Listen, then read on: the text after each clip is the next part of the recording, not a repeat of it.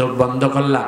এবার আল্লাহ তাআলাকে লক্ষ্য করে দেখুন, আপনার ডানে কে ছিল, আপনার বামে কে ছিল, কিছু দেখা যায়? কিছু দেখা যায় না। প্রাণপ্রিয় ভাইরা আমার, আপনি একটু লক্ষ্য করুন, কিছুই যেহেতু দেখা যায় না, এই চোখ নামক নিয়ামত আল্লাহ তাআলা দিয়েছেন। আল্লাহ তাআলা কাউকে অন্ধ করে পাঠিয়েছেন, আল্লাহ আপনার চোখ দিয়েছেন। এই চোখ দেওয়ার জন্য আমরা খারাপ কাজ করব না, খারাপ জিনিস দেখব না। রাজি আছে ইনশাআল্লাহ? আপনি একটু লক্ষ্য করে দেখুন, আপনার ডানে বামে কিছুই দেখা যায় না। এই মুহূর্তে যদি আপনি মারা যান, আপনি লাশ হয়ে আছেন, মানুষেরা কি করবে? মানুষেরা ছুটাছুটি করবে, কেউ আত্মীয় স্বজনদেরকে খোঁজ করবে, কেউ বা ফোন করে বলবে বাবা নাই, কেউ কাফনের কাপড় বাজারের মধ্যে কিনতে যাবে, কেউ গোসল করার জন্য গরম পানি করবে, একটু পরে সাদা কাফনের চকলেটের মতো বেচাইয়া ওই খাটের উপর চড়াইয়া কবরস্থানের মধ্যে নিয়ে যাবে রে। জানাজা শেষে কবরের মধ্যে দাফন করা হবে। ওই কবরে অন্ধকার, কোনো আলো নাই। আল্লাহ তাআলা বলেছেন, আল্লাহর হাবিব বলেছেন, সেদিন যদি দিন কায়েমের জন্য যারা ব্যয় করবে, সেদিন ওগুলো আলো হিসেবে ওই কবরের মধ্যে জ্বলবে। এবার চোখটা একটু খুলুন প্রাণপ্রিয় ভাইরা আমার, তাহলে বলুন তো দেখি, ওই কবরকে আলোকিত করার জন্য, দিন কায়েমের জন্য আল্লাহ রাস্তায় দান সদকা করার দরকার আছে না নাই? জোরে বলেন, আছে না নাই? আপনি যখন কবরের মধ্যে আপনার প্রথম নামাবে, এরপরে আপনাকে প্রশ্ন করা হবে, মান রব্বুকা, তোমার রব কে, তোমার আইনদাতাকে, তোমার বিধানদাতাকে, তোমার হুকুমদাতাকে। রব শব্দের অর্থ কি বলছিলাম, মনে আছে কি? রব শব্দের অর্থ কি? হ্যাঁ, আইনদাতা। রব শব্দের অর্থ কি? আরো আছে তো, বিধানদাতা, আর কি? হুকুমদাতা। এবার প্রাণপ্রিয় ভাইরা লক্ষ্য করুন, আপনাকে যদি কবরের মধ্যে প্রশ্ন করা হয়, তো তোমার আইনদাতাকে, আপনি তো দুনিয়া আল্লাহর আইন মানেন নাই, বলেন দেখে উত্তর দেওয়া যাবে? আরো জোরে। আপনি মানে নেই, উত্তর আর কি দিবেন? এটা একটা এক্সাম্পল দেব। 2 নম্বর প্রশ্ন করা হবে, তোমার জীবন ব্যবস্থা কি ছিল? আমাদের জীবন ব্যবস্থার নাম কি? মুখে কয়েছেন কথা বলেন, ঠিক কিনা? যদি আজকে আপনার জীবন ব্যবস্থা যদি ইসলাম হতো, তাহলে বাংলাদেশের 51% মুসলিম হলেই তো এই দেশে ইসলাম কায়েম হয়ে যেত। কথা বলেন, ঠিক কিনা মুসলমান? আমি আমার গবেষণায় দেখেছি, গণতান্ত্রিক পদ্ধতিতে 51% মুসলিম হলেই এই দেশে ইসলাম কায়েম হয়ে যেত, কিন্তু 51%ও নাই।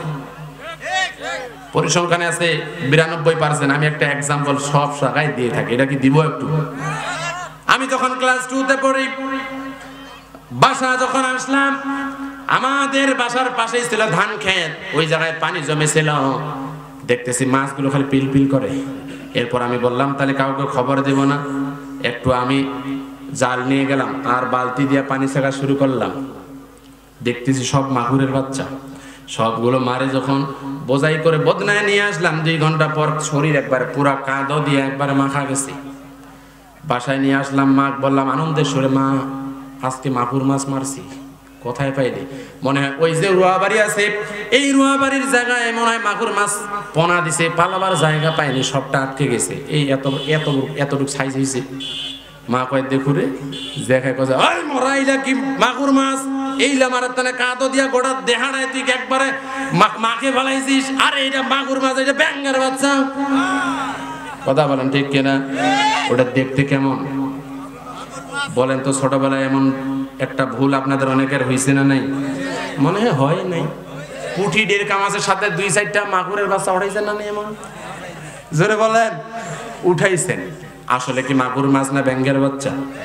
জোরে বলেন। এই সমাজের মধ্যে ঠিক একইভাবে দেখবেন, নাম আব্দুর রহিম, আব্দুল করিম, টুপি আছে, হজ করে আসতে পারে, নামাজও মাঝে মধ্যে পড়তে পারে, কিন্তু যখন আল্লাহ তাআলার কোরআনের আইনের কথা বলবেন, তখন তার শরীরের মধ্যে স্যাঁত করে শব্দ লাগে, তার চুলকানি শুরু হয়। বুঝতে হবে ওইটা প্রকৃত মুসলমান নয়, ওইটা ব্যাঙ্গের বাচ্চা মুসলমান। কারণ যদি প্রকৃত মুসলমান 51% হইতো, এই দেশের মধ্যে কোরআনের আইন কায়েম হয়ে যাইত। ওটা মুসলমানের মতো দেখতে হলে হবে কি, ওটা মাগুর মাছ নয়, প্রকৃত মুসলিম নয়, ওইটা ব্যাঙ্গের বাচ্চা মুসলমান। এই মুসলমানিত্ব নিয়ে যদি আল্লাহ তাআলার কাছে যান, আল্লাহ তাআলা কি গ্রহণ করবে?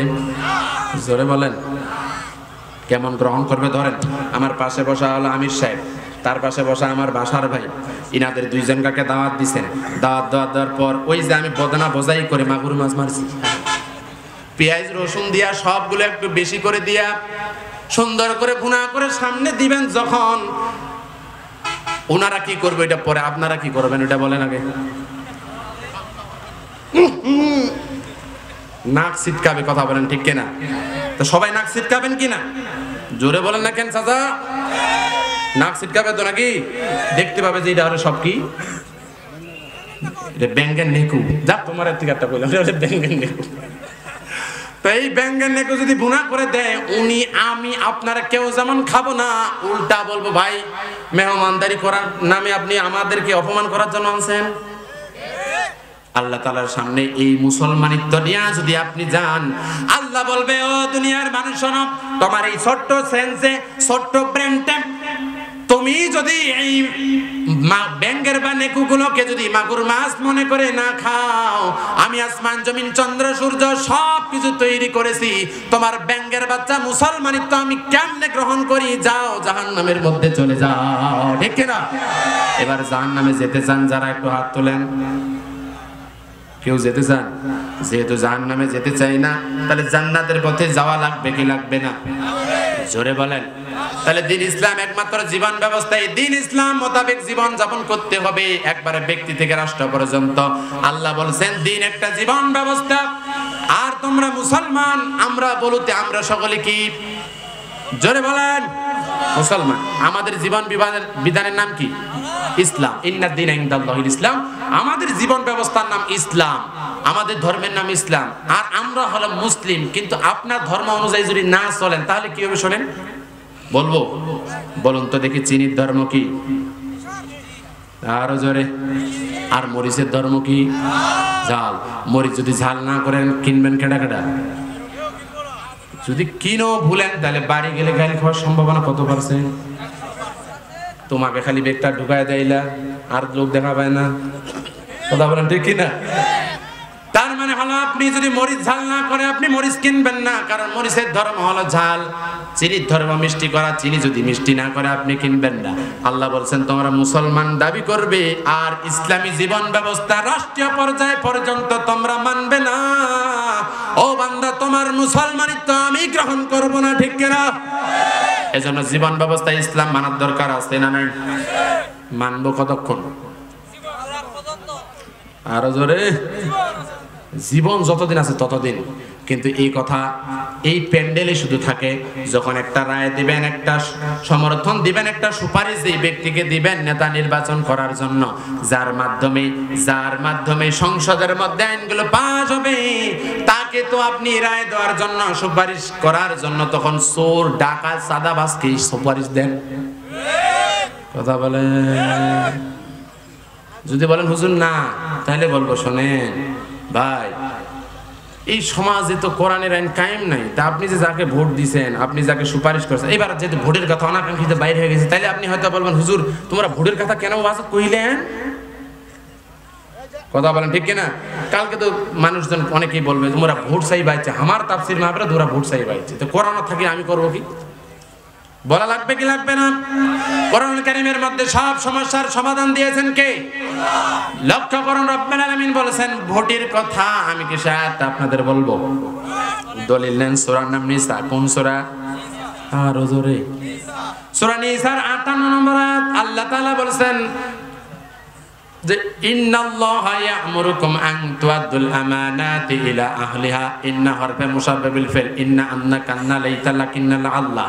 ইন্না হলো superlative degree. A and the কে যেমন আর্টিকেল বলা হয়, ডি কে যেমন ডিফিনিট আর্টিকেল বলা হয়, ঠিক ইন্না হলো ডিফিনিট আর্টিকেল। 100% নিশ্চয়তা বোঝানোর জন্য আল্লাহ তাআলা ব্যবহার করেছেন। নিশ্চয় আল্লাহ তাআলা তোমাদের আদেশ দিচ্ছেন, তোমাদের যে আমানত আছে, আমানত শব্দের অর্থ কেউ যদি একটা জিনিস আপনার কাছে গচ্ছিত রাখে, যেমনি করে রাখবে এমনি করে আপনাকে ফিরিয়ে দিতে হবে। আমানত শব্দের অর্থ সাক্ষ্য, আমানত শব্দের অর্থ সুপারিশ। আর তাফসীরে আহসানুল বায়ানের মধ্যে খুলে দেখবেন আল্লাহর ওই বান্দা লিখেছেন আমানত শব্দের অর্থ হলো ভোট। কি? জোরে বলেন। ভোট।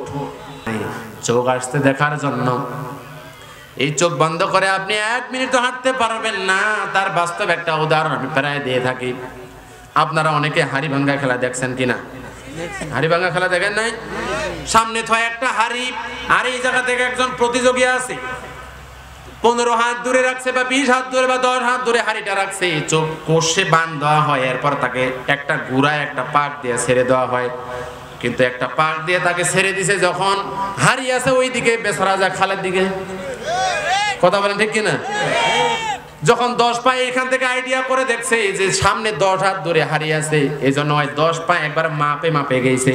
মানুষজন এবার হাসাহাসি যখন শুরু করেছে, ওই বলে আমি আর ঠিক রাস্তায় নেই, রং রাস্তায় চলে আসছে। এবার আস্তে করে আরেকটু মোড় ঘুরায় দেয়, মোড় যখন আরেকটু ঘুরায় দেয়, মানুষজন যখন আরো হাসাহাসি করে, বলছে এই পাশে 10 পা, এই পাশে 5 পা চলে গেছে, তার মানে পার হয়ে গেছে, যা কি হবে ডাং। কথা বলেন ঠিক কিনা? আমি যে জিনিসটা বোঝাতে যাচ্ছিলাম, এই জায়গায় চোখ বাঁধার পর, একটা পাক দেওয়ার পর, সামনের 10 হাত দূরের হাড়ি যে আছে ওই জায়গায় সঠিকভাবে আপনি পৌঁছাতে পারেন না, কারণ চোখকে বেঁধে দেওয়া হয়েছে। চোখ তো বাঁধার জন্য আসে নাই, দেখার জন্য আসছে। আল্লাহ তাআলা বলেন, এই কোরআনুল কারীমকে আমি এই সমাজ থেকে চুরি, ধর্ষণ, রাহাজানি, হত্যা, বেপরদা বন্ধ করার জন্য পাঠাইছি। শুধু মসজিদ আর মাদ্রাসার মধ্যে এই কোরআনকে বন্ধ করে রাখছো, যার কারণে 53 বছর ধরে এই দেশে দুর্নীতি বন্ধ হয় নাই, চুরি বন্ধ হয় নাই। কথা বলেন ঠিক কিনা মুসলমান? বলুন তো দেখি, এই কোরআনকে আমাদের সংসদে নিয়ে যাওয়ার দরকার আছে না নাই? কে কে রাজি আছেন? হাত তুলে আল্লাহকে দেখায় দেন।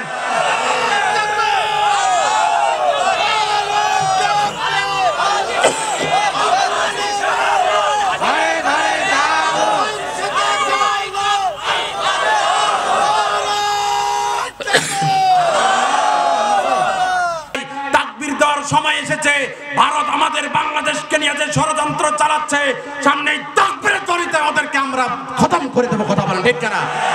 ভারতের সাথে আমাদের যুদ্ধ হবেই, এটা বলেছেন কে? আমার নবী করিম সাল্লাল্লাহু আলাইহি সাল্লাম বলেছেন, গাজওয়াতুল হিন্দ হবে, যেই জায়গায় মুসলমানেরা আর পৌত্তলিক হিন্দুত্ববাদীদের মধ্যে একটা জিহাদ হবে, যেই জিহাদের মধ্যে মুসলমানেরা অনেকেই শহীদ হবে, কিন্তু মুসলমানেরা শেষ পর্যন্ত বিজয় লাভ করবে বলে। আল্লাহু আকবার। অতএব সেই দিনকার জন্য আমরা প্রস্তুত গ্রহণ করি, না জানি কখন গাজওয়াতুল হিন্দ ঘটে যায়। কথা বলেন ঠিক কিনা? অতএব চাচার মতো তাকবীর দিতে রাজি আছেন তো নাকি? ইনশাআল্লাহ। আল্লাহ কবুল করুন। প্রাণ প্রিয় ভাইরা, তাহলে এই কোরআনকে শুধু মসজিদ আর মাদ্রাসায় বন্ধ করে রাখবো না? জোরে বলেন।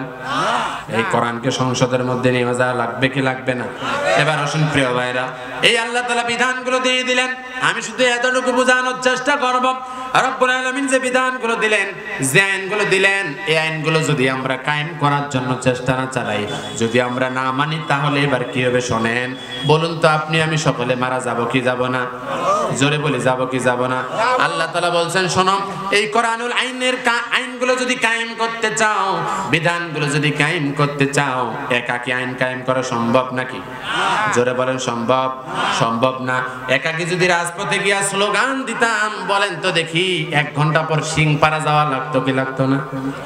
কোন সিংপাড়া জানেন? পঞ্চগড় সিংপাড়া। এই সিংপাড়া না হয় চাচা, ওটা পঞ্চগড় সিংপাড়া, যেটি আছে জেলখানা। কি আছে? এবার কি বুঝা পাইছেন? প্রাণ প্রিয় ভাইরা আমার, আল্লাহ তাআলাকে বললাম, রব্বুল আলামিন, এই কোরআনুল কারীম যদি আমরা একাকী আইন কায়েম করার জন্য চেষ্টা চালাই, তাহলে আইন কায়েম হবে। আল্লাহ বলছেন একাকী হবে না, এই জন্য তোমাদের দলবদ্ধভাবে সংগ্রাম করতে হবে। কি করতে হবে? জোরে বলেন। দলবদ্ধভাবে সংগ্রাম করতে হবে। কেননা এই দলের কথা এই জন্যই নিয়ে আসলাম, মানুষ যখন মারা যায়, বলুন তো দেখি, কবরে নামানোর সামনে কি পড়ে? দুইজন বলতেছেন, সকলে বলেন। একটা মানুষ যখন মারা যায়, তার লাশকে যখন কবরের মধ্যে রাখা হবে, তখন কি বলা হয়? আরো জোরে বলেন, বিসমিল্লাহি ওয়া আলা মিল্লাতি রাসূলিল্লাহ। আল্লাহ তাআলার নামে, রাসূলের দলে দিলাম। কথা বলেন ঠিক কিনা? বিসমিল্লাহ বলে আল্লাহর দলে দিলাম। এবার গাঁজা খোয়া মারা গেছে, চাঁদাবাজ মারা গেছে, দুর্নীতিবাজ মারা গেছে, তাকেও রাসূলের দলে আপনারা যে দিলেন, কাজটা কি ঠিক করছেন? জোরে বলেন, ঠিক করছেন? একজন ব্যক্তি চোর, ওকে যদি আপনারা ভালো বলেন, তাহলে আপনি তো অপরাধী। কথা বলেন ঠিক কিনা? এবার কথাকার চাঁদাবাজ, কথাকার সন্ত্রাসী, কথাকার দুর্নীতিবাজ মারা গেছে, আপনি সেই ব্যক্তিটা মারা গেল, মারা যাওয়ার পর আপনি তাকে কবরের মধ্যে শোয়াই দিয়েছেন, বিসমিল্লাহ ওয়া আলা মিল্লাতি রাসূলিল্লাহ, আল্লাহ তাআলার নামে রাসূলের দলে দিলাম। তার মানে হলো এই জায়গায় সব দলের মুসলমানেরা বুঝে, দুনিয়ায় যখন দলের কথা বলা হয় তখন ওরা বলে রাজনীতি। তো ভাই এই জায়গায় যদি রাজনীতি হয় তো তোমার আখিরাতের প্রথম কথায় তো রাজনীতি দিয়া শুরু হয়, কথা বলেন ঠিক কিনা? তাহলে ওই কথা ওই জায়গায় বাদ দেওয়া লাগবে। আজকে থেকে মারা যাবেন, কোন বিসমিল্লাহ ওয়া আলা মিল্লাতি রাসূলিল্লাহ বলার দরকার নেই, এই নিয়ে ফেলাই দিবেন খালি, কথা বলেন ঠিক কিনা? কথাকার সে গাঁজা খোয়া সাদাবাজ মারা গেছে, ইউনিয়নের চাউল মেরে খাওয়া মারা গেছে, আর যায় বলে বিসমিল্লাহ ওয়া আলা মিল্লাতি রাসূলিল্লাহ। তোর পচা লাশ রাসূল সাল্লাল্লাহু আলাইহি ওয়াসাল্লাম নেওয়ার জন্য বসে আছে, কথা বলেন। আর আপনারা তেল মারার জন্য যদি বলেন, খালি মোরে দেখেন বাটাম ফাটায় ফেলাবে কিন্তু, কথা বলেন ঠিক কিনা? তার মানে দুনিয়ার মানুষ শোনেন, মরণকালে প্রথম যদি বলে রাসূলের দলে দিলাম, তার মানে এই দুনিয়ায় রাসূলের দল করা লাগবে কি লাগবে না? আল্লাহ তাআলার যে বিধান দিয়ে দিলেন, আল্লাহ আপনি তো রব ও রব্বুল আলামিন, কোরআনুল কারীমের মধ্যে আপনি তো আইন দিয়ে দিয়েছেন, বিধান তো দিয়ে দিয়েছেন, এই আইনগুলো পাশ করতে হবে। তো একাকী তো সম্ভব নয়, কিভাবে পাশ করা লাগবে? এজন্য রব্বুল আলামিন একটা দলিল দিয়ে দিলেন কিভাবে তোমাদের করা লাগবে, সেই দলিলটাকে আমি আপনাদের সামনে বলবো। কি বলবো? সবাই তো বলে না, বলেন। আল্লাহ রাব্বুল আলামিন বলছেন, শোনো, এই ইসলামী হুকুমত আইন কায়েম করার জন্য আল্লাহ তাআলা বলে দিলেন, সূরার নাম আল ইমরান। কোন সূরা?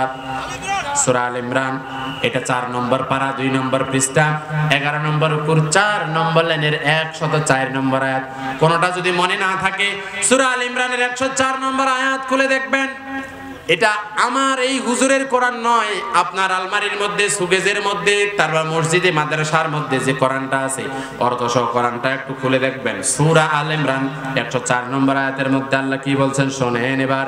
রাব্বুল আলামিন বলেন, ওয়াল তাকুম মিনকুম উম্মাতুন ইয়াদউনা ইলাল খায়রি ওয়া ইয়া'মুরুনা বিল মা'রুফি ওয়া ইয়ানহাউনা আনিল মুনকার। আল্লাহ তাআলা বলছেন, শোনো দুনিয়ার মানুষ, ওই হুকুমত আল্লাহ তাআলার আইনগুলো কায়েম করার জন্য তোমাদের একটা দল করতে হবে, একটা দল তোমাদের থাকতে হবে, যেই দল থাকাটা ফরজ। যেই দল থাকাটা কি ফরজ? জোরে বলি কি? এবার সব দলের ভাইরা একটু আনন্দে মনে হয় আত্মহারা, যে যেহেতু আল্লাহ দল করার কথা বলছে, আমি তো করি ধর্ম নিরপেক্ষতা, আমি তো করি পুঁজিবাদ, আমি তো করি সমাজতন্ত্র, তার মানে আমি বাঁচে গেলাম। আল্লাহ যেহেতু দলের কথা বলছে, তাহলে আমি তো দল করি, কথা বলেন ঠিক কিনা?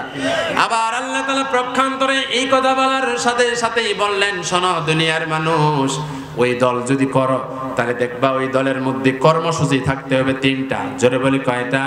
ওই 3টা কর্মসূচি যদি না থাকে, ওই দল যদি তোমার বাবা গঠন করে, ওই দল যদি তোমার চাচা গঠন করে, ওই দল যদি তোমার স্বামী গঠন করে, তোমার নেতা গঠন করে, কে গঠন করে করুক, ওই দলকে তালাক মেরে বাইর হয়ে আসতে হবে, কথা বলেন ঠিক কিনা? এবার আসুন তাহলে 3টা কর্মসূচি কি? এই 3টা কর্মসূচি যদি আপনার ওই দলের মধ্যে না থাকে, তাহলে প্রাণপ্রিয় ভাইরা আপনারা কি বের হয়ে আসতে রাজি আছেন? কি রাজি আছেন? কি রাজি নাই? কি রাজি আছেন? তো যদি থেকে থাকি প্রাণপ্রিয়, এবার শোনো, আল্লাহ তাআলা বলছেন 1 নম্বর, ইয়াদউনা ইলাল খায়র আও ইয়াদউল্লাহ। 1 নম্বর, তারা আহ্বান করবে, আসো কোরআনের দিকে আসো, আল্লাহর দিকে আসো, নবীর দিকে আসো। এরা আপনাকে ডাকবে না, আসো আমার বাবার দিকে আসো, ডাকবে না আমার স্বামীর দিকে আসো, ডাকবে না আমার ভাইয়ের দিকে আসো, ডাকবে আসো কোরআনের আইন কায়েম করার দিকে আসো। এবার আপনার দলকে আপনার কোরআনের দিকে আহ্বান করেন। আপনার নেতাকে আপনি কোরআন অধ্যয়ন করেছেন কিনা এর খোঁজ খবর নেই। আপনার নেতা কি খোঁজ খবর নেই আপনি 5 ওয়াক্ত নামাজ জামাতের সাথে পড়েছেন কিনা, ইসলামী সাহিত্য পড়েছেন কিনা, হাদিস আপনি পড়েছেন কিনা, সামাজিক কাজ করেছেন কিনা, এই খবর কি আপনার দলের নেতা নেই? জোরে বলি, বা ওই দলের মধ্যে কি ওই কাজগুলো আছে, আল্লাহর দিকে আহ্বান আছে? যদি না থাকে বাদ দেওয়া লাগবে, কথা বলেন ঠিক কিনা? আমরা কি চাই? আল্লাহর সন্তুষ্টির মাধ্যমে জান্নাত চাই, কথা বলেন ঠিক কিনা? আল্লাহ তাআলা বলেন 1 নম্বর কর্মসূচি হবে আল্লাহর দিকে আহ্বান করবে। 2 নাম্বার কর্মসূচি হবে ওয়া ইয়া'মুরুনা বিল মা'রুফ। আল্লাহ তাআলা বলেছেন, তাফসিরে আহসানুল বায়ান থেকে বলছি, তাফহিমুল কোরআনের মধ্যে আছে সাইয়্যিদ আবুল আল্লাহ মওদুদি রাহিমাহুল্লাহ বলেন, আর ওখানে তাফসিরে আহসানুল বায়ানের মধ্যে লেখা আছে, একটা দেশ, একটা সমাজ, একটা রাষ্ট্র যেই নিয়ম নীতি দিয়া, যে আইন কানুন দিয়া চলে, এটার যে বিধি বিধানগুলো হবে আদেশ সূচক, এই আদেশ সূচক আইনগুলো, কোরআনের আইনগুলো কায়েম করার জন্য তারা চেষ্টা চালাবে। এক কথায় আল্লাহ তাআলার যে আদেশ সূচক আইনগুলো আছে, প্রায় 500-র মধ্যে অধিকাংশ আইন আদেশ সূচক। এই অধিকাংশ আদেশ সূচক আইনগুলো তারা সংসদের মধ্যে আইন পাস করার জন্য চেষ্টা চালাবে। বলেছেন কে? আরো জোরে বলি কে? আল্লাহ। তাহলে আপনি একটু লক্ষ্য করুন, আপনি যে দল করেন ওই দলের মধ্যে কি আল্লাহর আইন কায়েমের কোনো কর্মসূচি আছে? যদি না থাকে ওই দল বাদ দেওয়া লাগবে কি লাগবে না? জোরে বলেন লাগবে কি লাগবে না? আর 3 নাম্বার কাজ হলো নিষেধ সূচক যে কাজগুলো আছে, এই কাজগুলো বাধা দিয়ে তারা বন্ধ করে দেবে।